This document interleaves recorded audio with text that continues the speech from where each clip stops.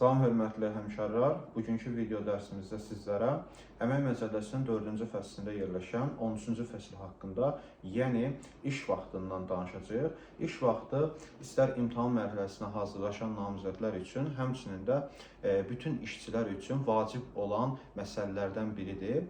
Yadda saxlamalıyıq ki, iş vaxtı 3 formada olur. Neçə formada? 3 formada olur. Bunu yadda saxlayırıq. Daha sonra iş vaxtı 3 formada deyirik. Bəs hansı formaları var? Tam iş vaxtı var. İndi mən bunu qısa yazacağım. Siz bunu yadda saxlayın. Daha sonra qısaldılmış iş vaxtı var.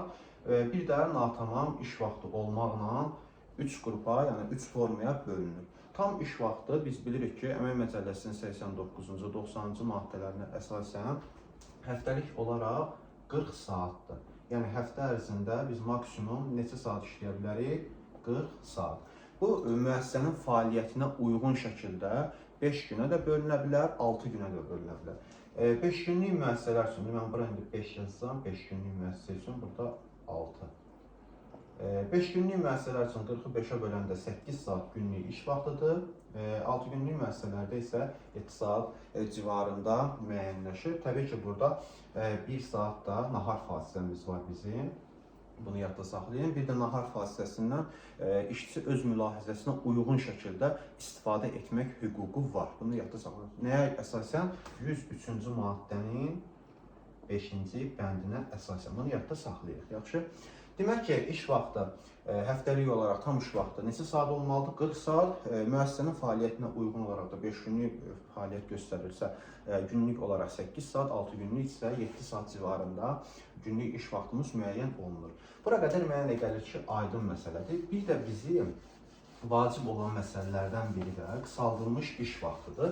Çünki ən çox imtahana qısaldılmış iş vaxtı haqqında sual tərtib olunur. Başlayırıq qısaldılmış iş vaxtından. Qısaldılmış iş vaxtı. Əmək Məcəlləsinin 91-ci, 92, 93-cü maddələri sırf qısaldılmış iş vaxtında çalışan işçilər haqqındadır. Yadda saxlamalıyıq nəyə? Burada yaş qrupları var. Əmək Məcəlləsinin 91-ci maddəsindən söhbət gedir. Ümumiyyətlə, qısaldılmış iş vaxtı niyə var? Yadda saxlayırıq ki, işçilərin ayrı-ayrı kateqoriyalarına, onların fiziki göstəricilərinə, fizioloji durumlarına görə, həmçinin hamilə qadınlardan söhbət gedir burada, 3 yaşına qədər uşağın tək başına böyüdən valideynlər və s. və həmçinin orqanizm funksiyasını itirmiş işçilər var ki, funksiyasının müəyyən faiz aralığında burada 61 və 100% aralıqdan gedir. Yəni 61, daha doğrusu bəli, 61-100% aralıqdan söhbət gedir. Yəni köhnə qayda ilə desək, ikinci və birinci qrup 50-lərə şamil edilir, həmçinin qısaldılmış iş vaxtı. Bir də burada yaş məsələsi var. Əgər işçinin yaşı 16-ya qədərdirsə, yəni biz bilirik ki, Əmək Məcəlləsinin 42-ci maddəsinin 3-cü bəndinə əsasən 15 yaşını tamamlamış hər bir şəxs əmək müqaviləsinin tərəfi ola bilər. Bunu yadda saxlayırıq. Ona görə bir də qanunda yazıb ki, 16 yaşa qədər, yəni 15-16-ya qədər. Bunların həftəlik işləmə saatı 24 saatdan çox ola bilməz.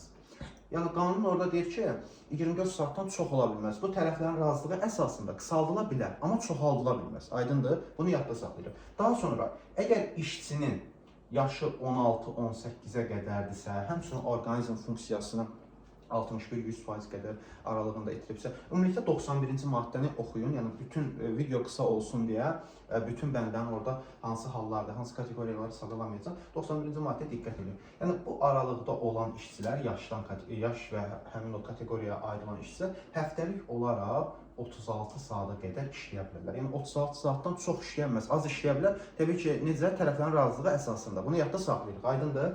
Yaxşı, 36 saat elə sadaladıqlarımız mı işləyə bilər? Xeyr. Həmçinin bu zaman 92-93-cü maddələrdən danışmışdım axı mən. Burada müəyyən kateqoriyalar var ki, işin xarakteristikasına uyğun olaraq da işin yüksək həyəcanlılıq, həssaslıq, fiziki, əsəb gərginliyi yaradan işlər də var. Misal üçün, nəyə misal göstərə bilərik mən sizə? Müəllimlik, həkimlik, elektrotexniki qurğularda işləyən işçilər. Bu zamanda onlar da həftəlik 36 saatdan artıq işləyə bilməz. Amma burada, indi biz təhsil sahəsində çalışdığımız üçün, biz məktəbdə müəllimdən danışaq da, aydındır. Misal üçün deyirik ki, 93-cü maddəyə əsasən müəllimlər də xüsusi xarakterli işlərdə çalışan işçilər hesab olunur. Yaxşı, onlar həftəlik neçə saat işləyir? Dedik ki, 36 saat. Bu 36 saat, bir dəqiqə mən bunu silim buradan, daha yaxşı formada izah edeyim sizə. Bu 36 saat 2 qola bölünür əslində. Necə, nə deməkdir bu? 2 qola bölünür. Ay müəllim, o nə sözdür? 2 qola bölünür, 3 qola bölünür. Deyirik ki, müəllim həftəlik 36 saat işləməlidir. Yəni, dərs yükümüz var, bizim deyirik ya, 36 saat dərs yükü götürə bilər müəllim. Bax, məsələ buradan qaynaqlanır. Bu 36 saatın bir hissəsi və bu da digər hissəsi. Bunun bir hissəsi audit olunmuş hissə sayılır. Yəni, audit olunan, aydındır. Bir də var ki, audit olunmayan işlər. Bax, A, o yazıram, bir qısa yazıram da mən sizin üçün. Audit olunmuş iş nə deməkdir? Misal üçün mən sizə deyirəm, 20 saat dərsi var müəllimin. Bax, yazıram bura, bu audit olunmuş hissəyə getdi. Yəni, 20 saat dərsi var. Audit olunmuş hissəsi budur, 36 saat. Bəs audit olunmayan hissəsi nə qədər? 36-dan 20-ni çıxaram, bura yazaram 16. Bax, bu 20 saat, belə deyim, sənin aldığın maaş 20 saata görədir. Yəni, audit olunmuş hissə sayılır. Və akademik saatlarındır, 45 dəqiqə. Aydındır, 45 dəqiqə. Bu isə astronomik saatdır, yəni 1 saat 60 dəqiqə olmaq şərti ilə. Aydındır, bunu yadlasın. Yaxşı, bunlar nə deməkdir? Bunlar arasında fərqlər nədir? Bax, əziz insan, 20 saat sənin dərsin var həftəlik, düzdür? Dərsi dedin, gedəcəm və bunu fikirləşməli deyilsən. Bax, bu 16 saat sənin müəssisənin, çalışdığın müəssisə 5 günlüksə, 6 gün fəaliyyət göstərirsə, ona uyğun olaraq bölünür. Misal üçün deyək ki, 5 günlük müəssisədə çalışırsa, 16-nı bölərəm 5 günə, yerdə neçə saatdır? 3 saatda təqribi 3 saat. Sən həmin gün üçün keçəcəyin dərs bitəndən sonra 3 saat əlavə saxlanıla bilərsən. Aydındır nə deməkdir? Nəyə görə? Audit olunmayan saatlarına görə. Sən həftəlik 36 saat işləməlisən. Sözsüz ki, dərs bitəndən sonra əksər hallarda müəllimlər evə gedirlər.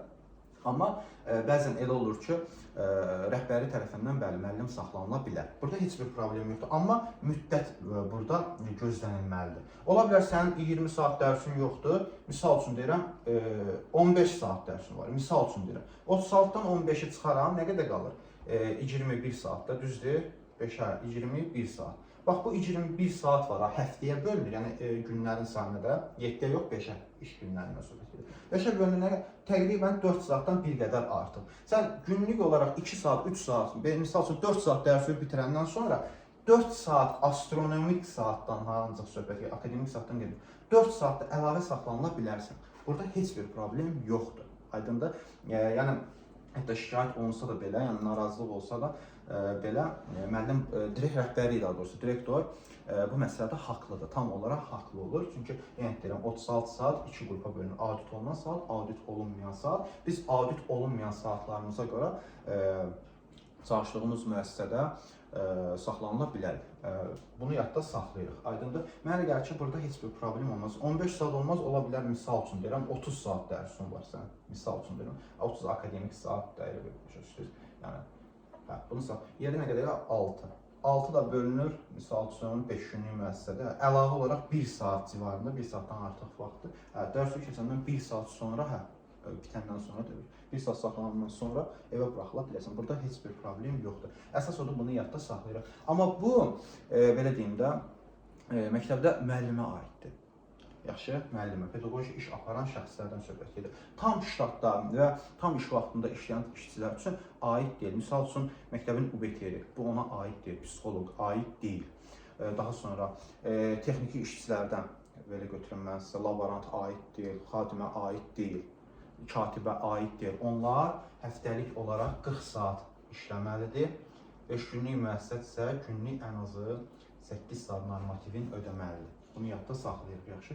1 saatdakı, təbii ki, nahar fasiləsidir. Bunu yadda saxlayaq, yaxşı. Yəni, bu danışdıqlarım audit olunan, audit olunmayan texniki işçilərə, həmçinin yardımcı pedaqoji heyətə heç bir aidiyyatı yoxdur. Həmçinin rəhbər vəzifə daşıyan şəxslərə də aidiyyatı yoxdur. Yəni, normativ olaraq tam ştatda işləyir və tam iş vaxtında tip yazarda 40 saat həftəlik olaraq işləməlidir. 5 günlük müəssisədirsə 8 saat ən azı iş yerində olmalıdır. Bunu yadda saxlayırıq. Daha sonra bizim öyrənəcəyimiz maddə əmək məcəlləsinin 94-cü maddəsidir. Bu da natamam iş vaxtıdır. Mən bir balaca burada yer eləyim yazmaq üçün. 94-cü maddə. 94-cü maddə nədir? Natamam iş vaxtı. Təbii ki, bir mənalı olaraq tərəflərin razılığı əsasında natamam iş vaxtı müəyyən ola bilər. Həftəlik, aylıq, illik, yenə deyirəm, bu əmək məcəlləsinin 94-cü maddəsindədir. Bunu belə deyim, imtahan üçün sırf əzbərliyim, öyrənim. Bu 94-cü maddədən az hallarda sual düşür. Ümumiyyətlə demək olar ki, sual düşmür. Amma yenə də gözdən keçirməyinizdə fayda var. Bir şey yadda saxlayın ki, sual ola bilər ki, natamam iş vaxtı kimlər arasında razılaşdırılır? Tərəflərin razılığı əsasında olur. Bir mənalı olaraq bunu yadda. Ümumiyyətlə iş prosesində hər hansısa bir məsələ, müzakirə və hətta əmək mübahisəsi belə